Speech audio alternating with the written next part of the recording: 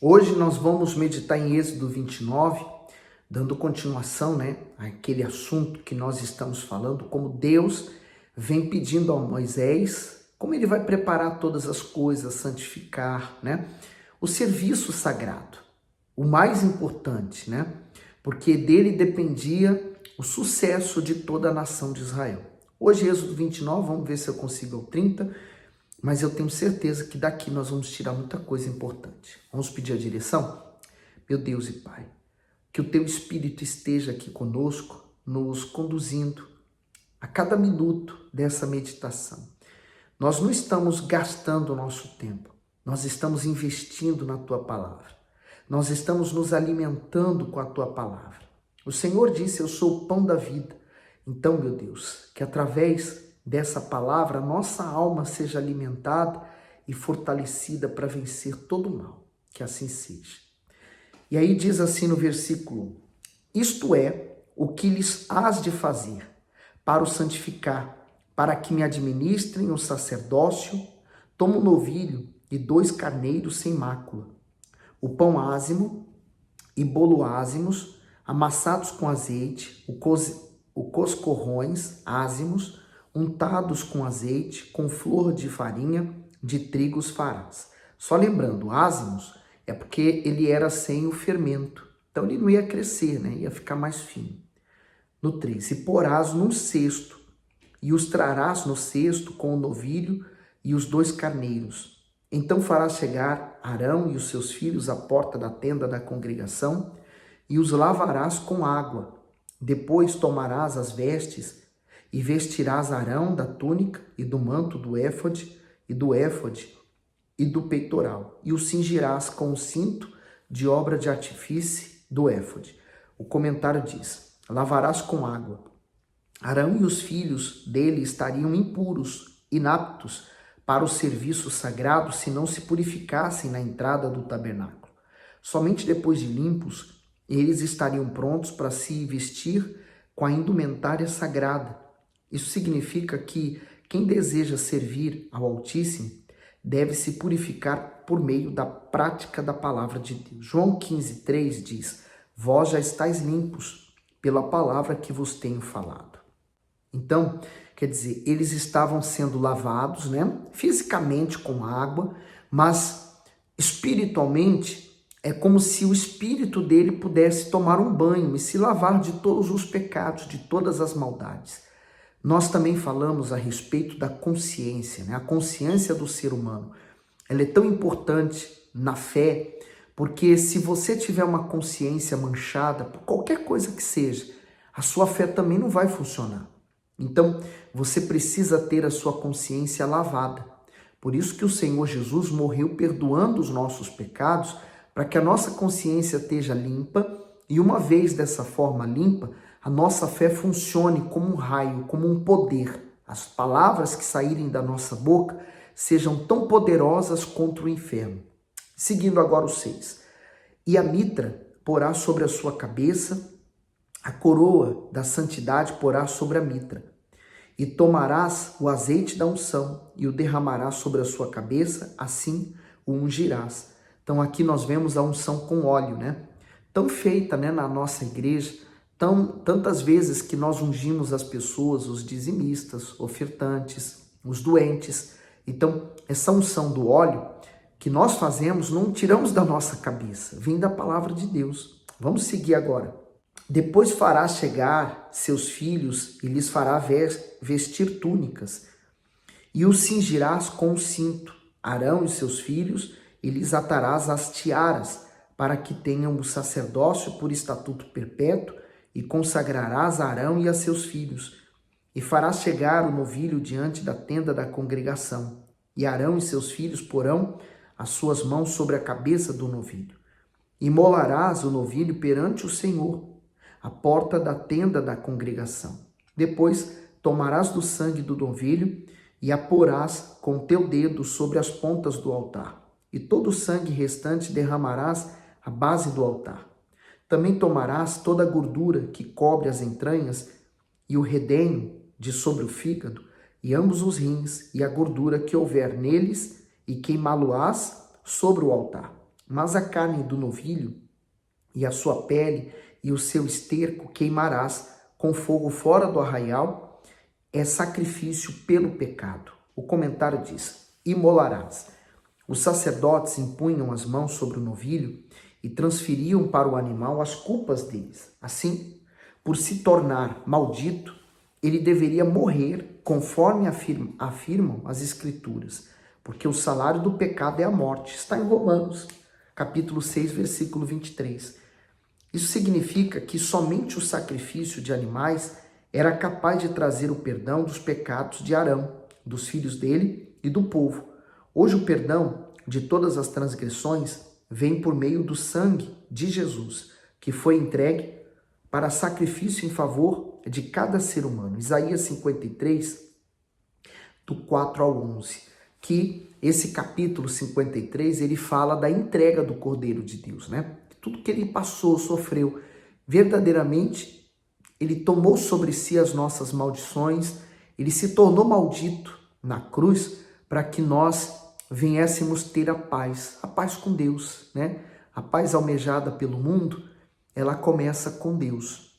E seguindo para o 15, depois tomarás um carneiro, e Arão e seus filhos porão as suas mãos sobre a cabeça do carneiro. E imolarás o carneiro, e tomarás o seu sangue e o espalharás sobre o altar ao redor. E partirás o carneiro por duas partes, e lavarás as suas entranhas e as suas pernas, e as porás sobre as suas partes e sobre a sua cabeça. Assim queimarás todo o cordeiro sobre o altar. É um holocausto para o Senhor, cheiro suave, uma oferta queimada ao Senhor. O comentário diz: holocausto do primeiro carneiro.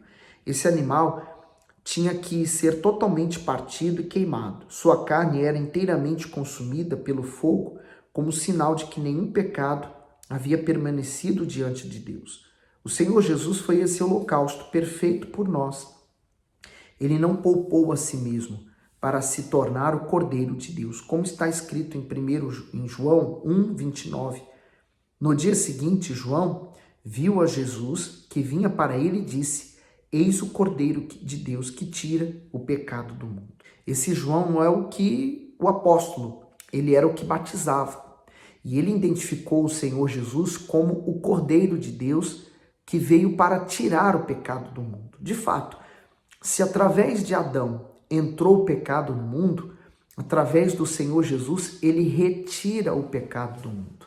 E aí, uma vez que nós aceitamos Jesus, né, como o Cordeiro de Deus que tira o nosso pecado, então nós estamos aptos para recebermos o Espírito Santo. Olha o 19. Depois tomarás o outro carneiro, e Arão e seus filhos porão as suas mãos sobre a cabeça do carneiro.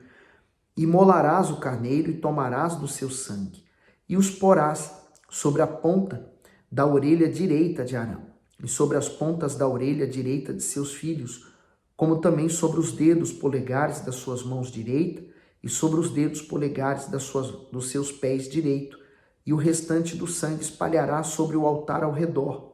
O comentário diz: pontos estratégicos. A consagração na ponta da orelha direita ilustra que a voz do Eterno deveria ser ouvida e que as orientações dele deveriam ser compreendidas. O sangue no polegar da mão direita representava a prática de tudo o que havia sido ordenado a Arão e seus filhos e aos filhos dele.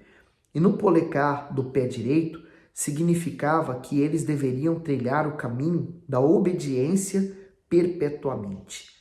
E aí, seguindo para o 21. Então tomarás do sangue que estará sobre o altar e do azeite da unção, e o aspergirás sobre Arão e sobre as suas vestes, e sobre seus filhos, e sobre as vestes de seus filhos com ele, para que ele seja santificado, e as suas vestes também seus filhos, e as vestes de seus filhos com ele. Então, quer dizer, tudo que representava para o serviço sagrado, desde os utensílios, as vestes do sacerdote, o sacerdote, tudo seria consagrado a Deus. O 22. Depois tomarás do carneiro a gordura e a cauda e a gordura que cobre as entranhas e o redenho do fígado e ambos os rins com a gordura que houver neles, e o ombro direito, porque é carneiro das consagrações, e um pão, e um bolo de pão azeitado, e um coscorrão do cesto dos pães ázimos que estão diante do Senhor. E tudo porás nas mãos de Arão e nas mãos de seus filhos, e com movimento oferecerás perante o Senhor. Depois o tomarás das suas mãos e o queimarás no altar sobre o holocausto por cheiro suave, perante o Senhor. É oferta queimada ao Senhor. O comentário daqui diz assim: Moisés encheria as mãos dos sacerdotes com as partes da oferta do segundo carneiro e com alguns bolos e pães. Eles ofereceriam esses alimentos a Deus e em seguida os queimariam no altar. Essa oferta simboliza a entrega da vida ao eterno, isto é, a renúncia à natureza carnal dominada por desejos e paixões. Isso mostra que somente aqueles que se rendem com tamanha submissão a Deus nascem do Espírito e se tornam filhos de Deus. Naquele tempo, eles faziam esses sacrifícios, fisicamente, porque simbolizava o que eles tinham que fazer no coração. Hoje, isso tudo aqui foi abolido, Nós não fazemos mais sacrifício de animais, até porque o sacrifício pela salvação, pelo o perdão dos pecados, já foi feito. O Senhor Jesus é o sacrifício vivo que nos dá acesso agora a Deus. Não significa que eu não tenha mais que sacrificar, não. Agora eu tenho que fazer os meus sacrifícios. Quais são? Os sacrifícios de abandonar os meus pecados, de perdoar o meu próximo, de fazer o que é certo, de buscar e aprender a fazer o que é bem, buscar a justiça de Deus, quer dizer, são coisas das quais eu preciso fazer. Então, essa cerimônia, fisicamente falando, hoje ela precisa ser feita espiritualmente. E aí a necessidade de você estar na igreja, porque na igreja o homem de Deus, ele vai ser usado pelo Espírito Santo para guiar você a toda a verdade. E não bastando apenas a igreja, o que nós estamos fazendo aqui, meditando na palavra de Deus. Aí você entende por que é tão necessário nós estarmos sempre meditando na palavra, buscando em Deus ser justo ou buscando em Deus a justiça. Aí seguindo agora para o 26. E tomarás o peito do carneiro das consagrações que é de Arão e com movimento oferecerás perante o Senhor. E isso será a tua porção.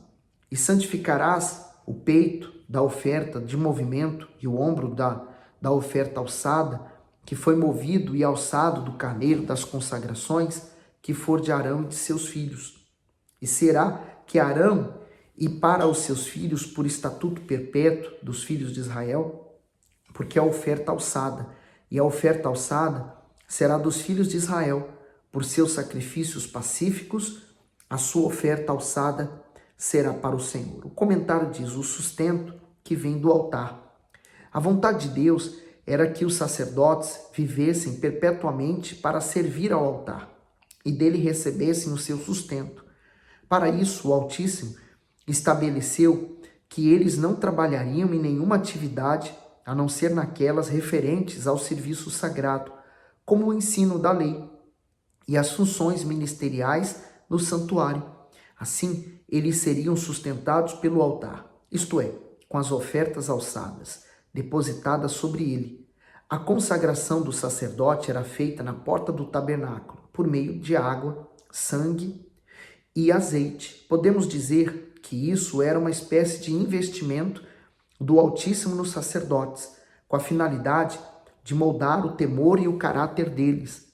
Com isso, o Senhor mostrava que não queria ter entre os filhos de Israel sacerdotes fracos ou desviados da sua presença.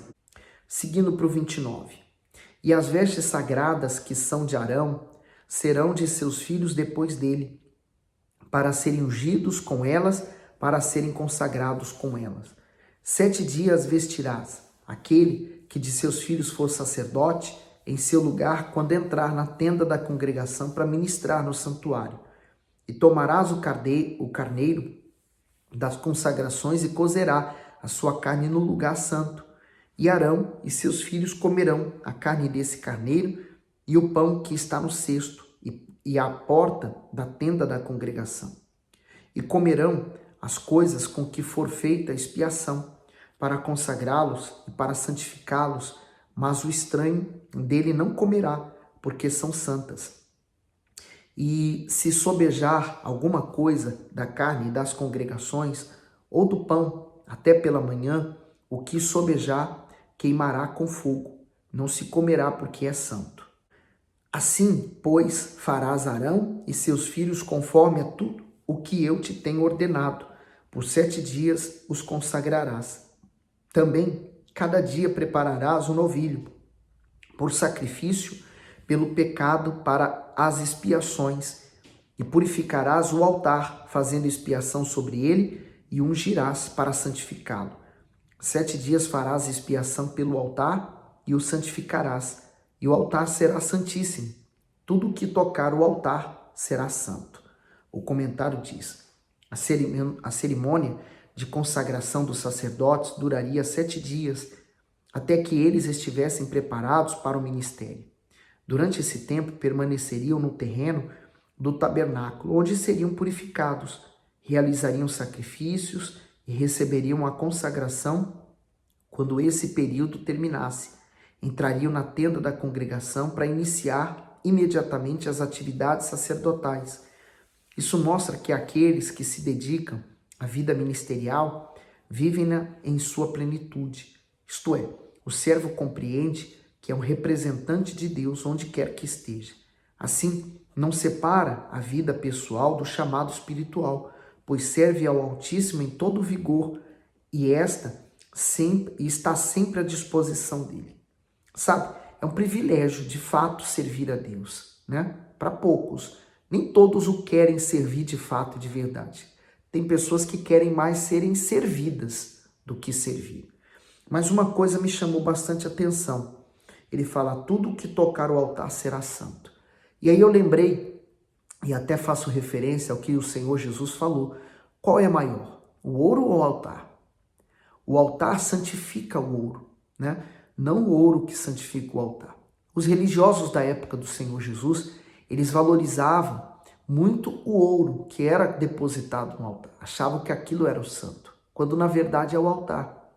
Porque o altar, ele representa o próprio Deus.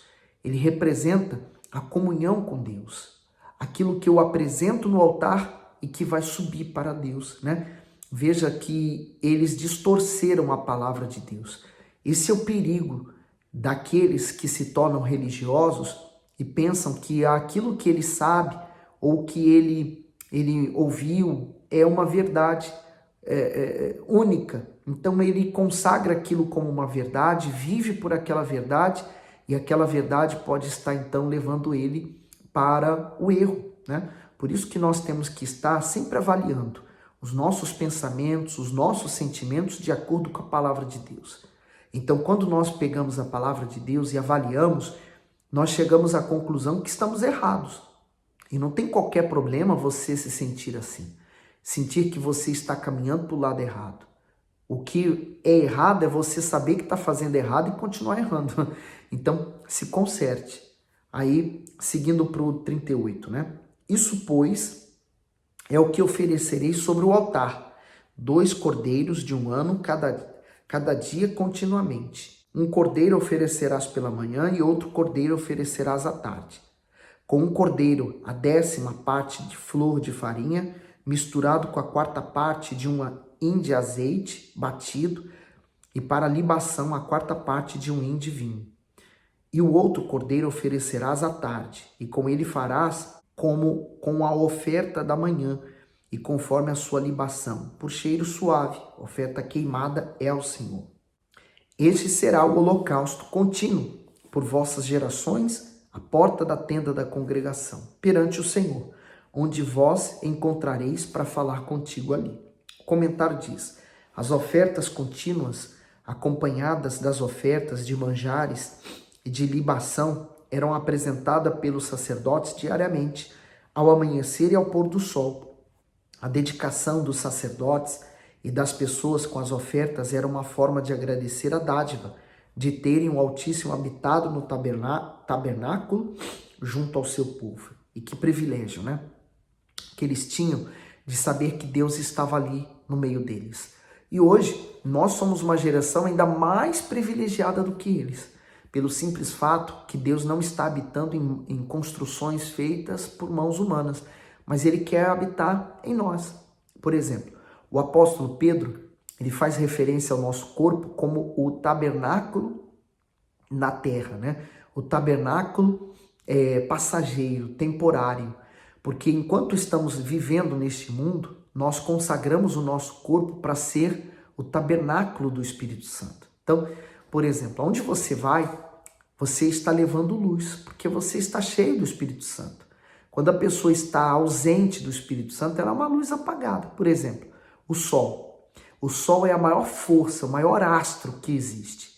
Ele não depende da luz de nenhuma outra constelação, de nenhum outro planeta. Ele é a própria luz. Então, todos os outros planetas são ausentes de luz. Se, por exemplo, a Terra ficar longe do Sol, né, ou o Sol não atingir mais a Terra ela vai congelar por completo. Então o Sol tem uma responsabilidade muito grande, levar luz à Terra e aquecer a Terra. Quando você se torna como o Sol, né, você se torna cheio do Espírito Santo, você então é iluminado. Você não depende da luz dos outros, você não depende da opinião dos outros, do pensamento dos outros. Você é independente, você só depende de Deus e se preocupa com o que Deus vai pensar a seu respeito. E nesse mundo você se torna um filho, uma filha de Deus. Em outras palavras, você se torna a luz do mundo. Aí ele diz assim, 43. E ali virei aos filhos de Israel para que por minha glória sejam santificados. E santificarei a tenda da congregação e o altar. Também santificarei Arão e seus filhos para que me administrem o sacerdócio. E habitarei no meio dos filhos de Israel e lhes serei o seu Deus. E saberão que eu sou o Senhor, seu Deus, que os tenho tirado da terra do Egito, para habitar no meio deles. Eu sou o Senhor, seu Deus. É muito forte esse capítulo, né? Eu nem vou aqui buscar o outro, porque eu me alonguei muito nesse capítulo, mas eu acho que valeu a pena. Porque ele termina nos fazendo lembrar de muitas coisas do que o Senhor Jesus havia dito e coisas que nós precisamos fazer hoje no nosso dia a dia, né? Porque agora você não depende de um sacerdote. Naquele tempo, Arão seria o sumo sacerdote, os seus filhos seriam Arão seria o sumo sacerdote e os filhos os sacerdotes. Então, tudo que representava, digamos que eu sou uma pessoa normal do povo. Se eu queria apresentar alguma oferta de perdão a Deus, então eu iria até eles para falar com eles. E hoje? Hoje você não precisa do pastor, do bispo, do padre, daquele, de ninguém. Você só precisa da sua fé, do seu coração aberto e chegar diante de Deus através do Senhor Jesus. Então você se tornou um sacerdote e o Senhor Jesus se tornou para nós o nosso sumo sacerdote, porque ele consegue entrar no Santo dos Santos, onde está a presença do Pai, e ele intercede por nós. Por isso que a palavra de Deus, até o apóstolo Paulo, ele fala que o Espírito Santo, ele intercede por nós em orações com gemidos inexprimíveis. Quer dizer, nós não sabemos orar como convém. Eu não sei orar, mas o próprio Espírito Santo em nós, ele faz essa oração a Deus. E ele então intercede. Veja como tudo está ligado, né, na nossa vida espiritual. Consagre sua vida para Deus. Eu tenho certeza que uma vez você cheio do Espírito Santo, você nunca mais vai ser aquela velha criatura, débil, fraca, aquela pessoa dependente da opinião dos outros, né? Você vai ser independente. Que Deus continue abençoando você. Dê o seu gosto no vídeo, partilhe ele com alguém, tá bom? E vamos em frente, sem olhar para trás.